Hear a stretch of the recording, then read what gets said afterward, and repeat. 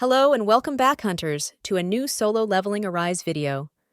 In today's video, we'll go over the new changes to some of our favorite hunters, so buckle up and let's get started.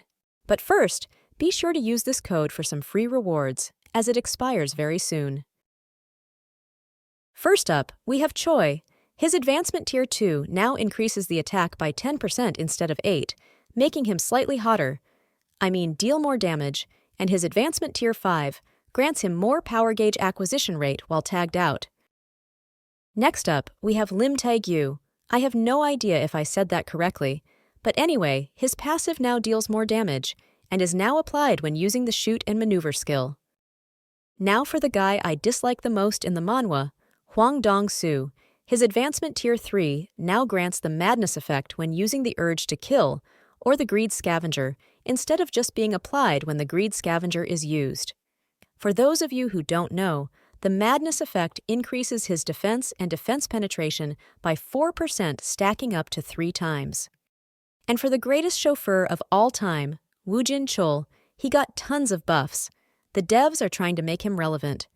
His core attack now grants super armor effect while being used, which makes him uninterruptible, and movement after using his ultimate is now smoother. His advancement tier 1 removes the cooldown penalty from mediation of power, and his advancement tier 3 allows the judgment skill to activate his passive. His weapon's buff now lasts for longer as well. Next up, we have Baek Yoonho. His passive now lasts longer, and his White Flame Gale kick skill grants the Unlock White Flames effect, which increases his light damage by 40%. Also, his QTE skill will break shields better. Emma's ultimate now deals slightly more damage. And for our forgotten werewolf, his passive now inflicts Curse of the Magic Beast to targets immune to bleed, which deals damage equal to 50% of his max HP every 3 seconds. All basic attack and core attack boosting effects now also apply when attacking targets affected by the Curse of the Magic Beast. And finally, saving best for last, my beloved Hae-In. Her first skill, the Dancer, got its damage increased, and her advancement tier 1 now grants super armor while spamming Waltz of the Sword, and her advancement tier 5 grants more critical rate based on how many times her Dancer skill has been used. Now let's move to skill runes. But before we get started, do you know the difference between an S-rank hunter and a national level hunter?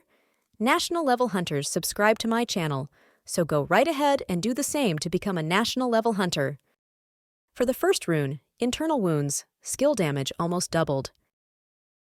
And for the Mutilate skill, the Phantom rune now deals more damage and consumes less mana, while for the Strike rune, it now resets the cooldown of Death's Dance and increases its damage dealt. Dagger Toss Bombardment now deals more damage as well. For Double Slash, Flame Slash, and Multiply now have their damage and range increased, and the cooldown reset effect on Multiply now applies to bosses as well.